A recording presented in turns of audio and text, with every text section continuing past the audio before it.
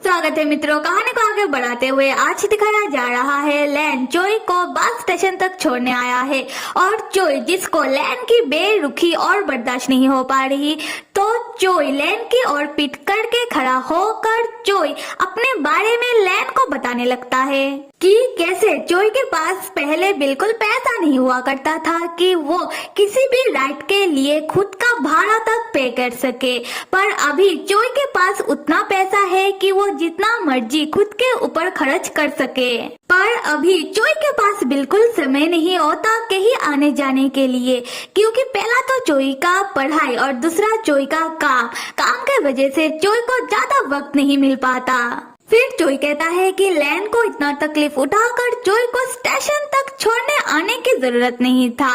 लैन यहाँ चोई से बस इतना कहता है कि कोई बात नहीं। तब हम लैन को देखते हैं जो गौर से चोई को ही देखे जा रहा था, और हम भी चोई को देखते हैं जो असल में रो रहा था और रोते हुए लैन से बातें किए जा रहा था। फिर चोई का बास आ जाता है और चोई लैन से कहने लगता है कि अभी चोई का बास आ गया है तो चोई अपने घर जा रहा है। ये सुनकर लैन भी उधर से जाने लगता है। फिर चोई लैन को रोकते हुए अपना आंसू पोंछकर चोई लैन की ओर देखकर एक प्यारा सा स्माइल देते हुए लैन से कहता है, लैन रुको, सुनो, मैं तुमसे एक वादा चाहता हूँ। लैन, अगर तुम मुझे अपने दिल में नहीं रखना चाहते तो कोई बात नहीं, पर तुम मुझे अपने दिमाग में जरूर रखना। तुम जब भी किसी भी चीज के बारे में सोचो तो मैं चाहता हूँ कि तुम्हारी उस सोच में मैं जरूर आओ। लैन तब चोई को कोई जवाब नहीं देता। ये देखकर चोई बात को और आगे ना बढ़ाते हुए चोई अपने बस के अंदर जाकर बैठ जाता है और अपने बैग से अपना फेस ढकते हुए दोबारा रोने लगता है। और लैन बाहर खड़ा होकर खिड़की के जरिए चोई को बस के अंदर रोता हुआ देखता रह जाता है। उसके बाद बस चली जाती है और लैन स्टेशन में खड़ा होकर बस को जाता हुआ देखकर अपने मन में चोई से कहता है कि चोई, तुम चाहते हो ना कि मैं तुमसे वादा करूं, तो मैं तुमसे वादा करता हूँ, और तुम ऐसे भी मेरे जहन में, मेरे ख्वाबों में, ख्यालों में ही रहते हो। फिर लैन अपने मन में ही चोई को बर्थडे विश करता है। उसके बाद लैन उसी बस स्टेशन के बाहर कुछ समय के लिए उदास होकर बैठ जाता है। अगले सीन में हम एन को देखते हैं जो लैन के कमरे में उसके बिस्तर में लेटकर गुस्सा किए जा रहा था, पर उसे खुद समझ नहीं आ रहा कि उसे गुस्सा आ क्यों रहा है। एन अपने मन में कह रहा था कि ये मैंने क्या देख लिया, दो एडल्ट लड़के आपस में लवी डबी हो रहे थे। लैन कही के तुम तो बहुत बड़े वो निकले, मुझे तो पहले से ही पता था कि तुम्हारे दिमाग में सिर्फ भूसा भरा हुआ है। अगर तुम अपना समय इन प्यार मोहब्बत के चक्कर में ना लगाकर बल्कि अपने पढ़ाई में लगाते तो आज तुम्हारा ग्रेड बहुत अच्छा होता। लैन कही के मैंने देखा है कि तुम सिर्फ दूसरों के ही साथ प्यार से बात करते हो और उनका ही फिक्र करते रहते हो। क्या तुम कभी मेरे साथ ऐसा कुछ करोगे? पर नहीं, तुम जब भी मेरे साथ बात करते हो तुम सिर्फ मेरे साथ लड़ाई करते रहते हो और मुझे डांटते रहते हो। खैर, मुझे क्या। उसके बाद एन कमरे में बोर होने लगता है तो वो खिड़की से बाहर देखते हुए सोचता है कि इतना समय हो गया, लैन वापस क्यों नहीं आ रहा, कर क्या रहा है ये लड़का। फिर एन लैन के घर में इधर उधर टहलते हुए खुद को ही कहने लगता है कि मुझे शांत रहना चाहिए, मुझे बिल्कुल गुस्सा नहीं करना चाहिए, मुझे सिर्फ अपने एक्सपेरिमेंट के बारे में ही सोचना चाहिए। तब अचानक एन को अगरबत्ती की खुशबू आने लगती है। एन खुशबू का पीछा करते हुए एक कमरे को खोलता है जहाँ एक आदमी का फोटो था और उनके सामने कुछ अगरबत्तियां जल रही थी। एन तब कमरे के बाहर से ही फोटो को प्रणाम करते हुए वो दोबारा लैन के कमरे में आ जाता है और लैन के बिस्तर में लेटते हुए अपने मन में लैन का नाम लेते हुए कहता है कि लैन, लैन मैं क्या करूं, तुम इतना अजीब क्यों हो, तुम किसी पजल की तरह हो जिसे सॉल्व करना बहुत मुश्किल है। पर तुम मुझे दोष मत देना क्योंकि मैं तुम्हें सॉल्व करना चाहता हूँ। तुम हो ही ऐसे कि मेरा दिल तुम्हारे बारे में और जानना चाहता है। उसके बाद एन लैन का इंतजार करते हुए वो सो जाता है। तब एन को एक ख्वाब आता है जहाँ एन देखता है कि लैन बहुत प्यार से एन का नाम ले रहा है। एन जैसे ही अपनी आंखें खोलता है वो पाता है कि लैन एन के साथ रोमांटिक हो रहा था। लैन एन के साथ वो सब कर रहा था। एन तुरंत तब ख्वाब में से जाग जाता है और खुद को रोक नहीं पाता।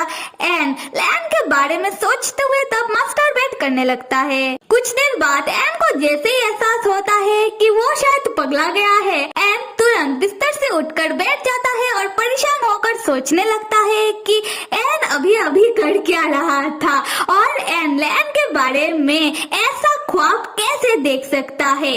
फिर एन खुद को समझाते हुए कहता है कि एन ने कहीं सुना था कि दोपहर में सोने से लोगों को अजीब से ख्वाब आते हैं, इसलिए शायद एन ने लैन के बारे में कुछ ऐसा देखा। कुछ देर बाद हम एन को देखते हैं जो अपना पैंट ट्राउजर धोकर बाहर सुखा रहा था। उसी वक्त लैन घर में आता है ये कहते हुए कि मैं वापस आ गया और एन को देखकर उसके पास जाकर पूछने लगता है कि एन दोपहर में अपना कपड़ा धोकर सुखा रहा है, ऐसा क्यों? एन जो लैन को देखकर बहुत ऑकवर्ड हो जाता है और लैन की बातों का कोई जवाब नहीं दे पाता। लैन तब एन को बहुत सारे ऑरेंजेस देकर कहता है कि लैन हॉस्पिटल अपने ग्रैंड माँ से मिलने के लिए गया था, तो लैन की ग्रैंड माँ ने एन के लिए बहुत सारे ऑरेंजेस भेजा है। एन तब लैन से कहता है ओ तो तुम हॉस्पिटल गए थे। लैन खुश होकर एन से कहता है कि एन पता है मेरी मॉम ने कहा है कि वो कुछ देर बाद घर आएंगी और हम दोनों को खाना खिलाने के लिए बाहर लेकर जाएंगी। ये सुनकर एन परेशान होकर लैन से पूछता है कि क्या तुमने अपनी मॉम को मना क्यों नहीं किया?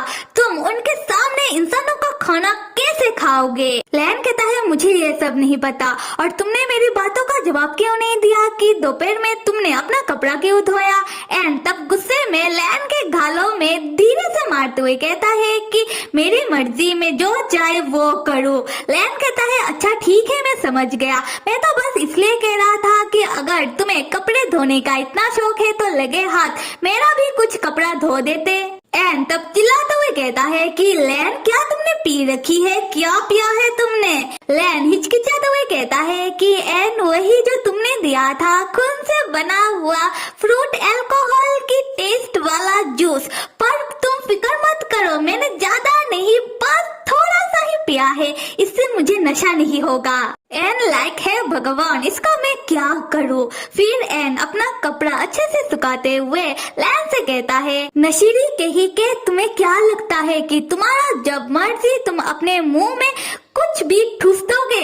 हाँ माना कि इससे तुम्हें ज्यादा नुकसान नहीं होगा, पर तुम एक नंबर के गधे हो। लैन को तब गुस्सा आ जाता है और वो एन का टी शर्ट पकड़ के खींचते हुए कहता है कि क्या तुमने मुझे गधा कहा? अगर मैं गधा हूँ तो तुमने मेरा कपड़ा क्यों पहना है? उतारो उसे। एन को भी तब गुस्सा आ जाता है और वो कहता है कि लैन शायद तुम भूल रहे हो, कल रात जब मैं बीमार था तब तुमने अपने ही हाथों से मुझे अपना कपड़ा पहनाया था। लैन कहता है कि एन शायद तुम्हारे सपने में मैं तुमसे बहुत नफरत करता हूँ, तो भला मैं मेरा कपड़ा तुम्हें क्यों दूंगा?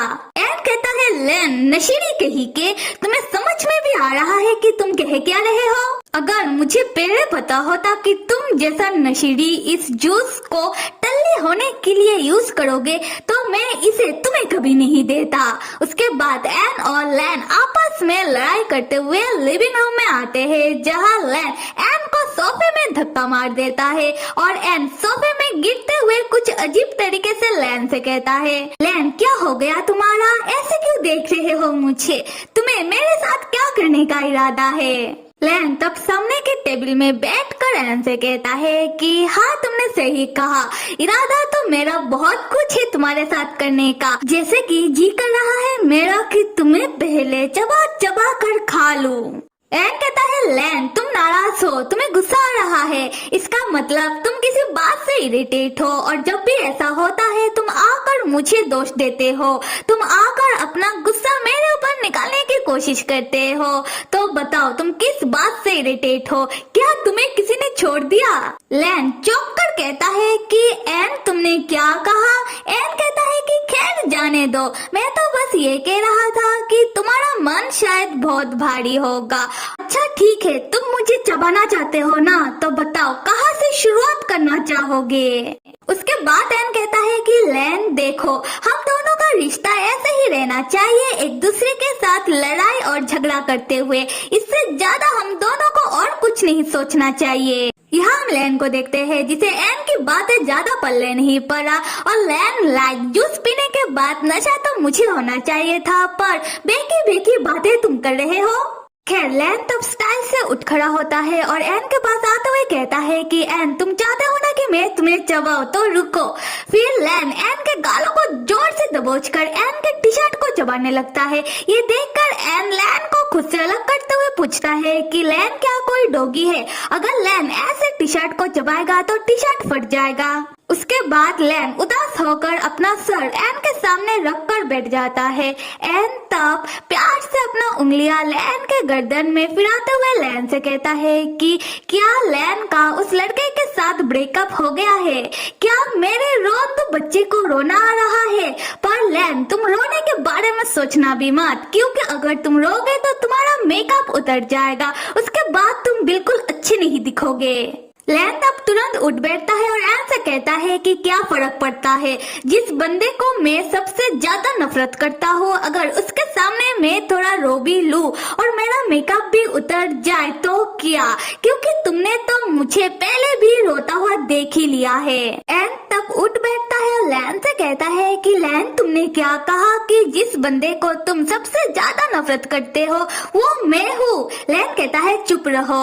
एन कहता है कि हाँ मैंने माना कि पहले मैंने तुम्हारे साथ जो किया वो ज्यादा सही नहीं किया।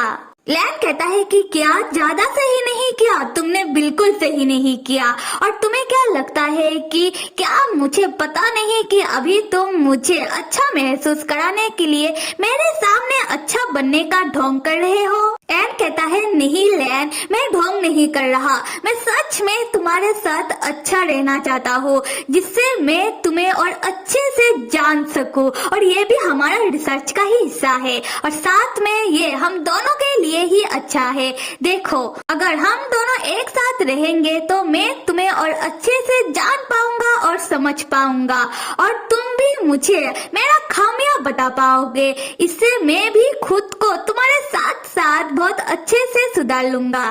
लैन कहता है अच्छा जी, तो तुम्हें मेरे साथ अच्छा बनना है, चलो देखते हैं। ये कहते ही लैन एन के हाथों को अपने मुंह से जोर जोर से लिक करने लगता है, जिससे एन लैन के ऊपर भड़क जाता है और तुरंत अपना हाथ हटाते हुए लैन से कहता है कि ये तुमने क्या किया, मेरा सुंदर हाथ तुमने लाल कर दिया। पागल लैन कहीं के, अगर तुम मुझे बाइट कर देते तो पता है क्या होता। तुम क्या चाहते हो कि मेरा भी उम्र तुम्हारी तरह कम हो जाए, मॉन्स्टर कहीं के। लैन कहता है कि एन पहली बात कि तुम बिल्कुल स्वादिष्ट नहीं हो, तो तुम फिक्र मत करो, मैं तुम्हें चबा कर नहीं खाऊंगा। और दूसरी बात कि आगे ना तुम अपने औकात में 2 सेकंड भी तुम मेरे साथ अच्छा नहीं रह पाए, शुरू कर दिया ना मेरे साथ झगड़ा। फिर लैन एन से सीरियस होकर पूछता है कि एन तुमने क्या कहा कि मेरा उम्र ज्यादा नहीं है। यहाँ पर एन को भी एहसास होता है कि उसने क्या कह दिया। एन कहता है कि लैन देखो, मेरा कहने का वो मतलब नहीं था। लैन तब एन के पास से उठकर जाने लगता है, ये कहते हुए कि एन छोड़ो, कहने से पहले तो तुम सोचते नहीं, और ऐसे भी सच्चाई क्या है वो मुझे पता है कि मेरे पास कितना वक्त है।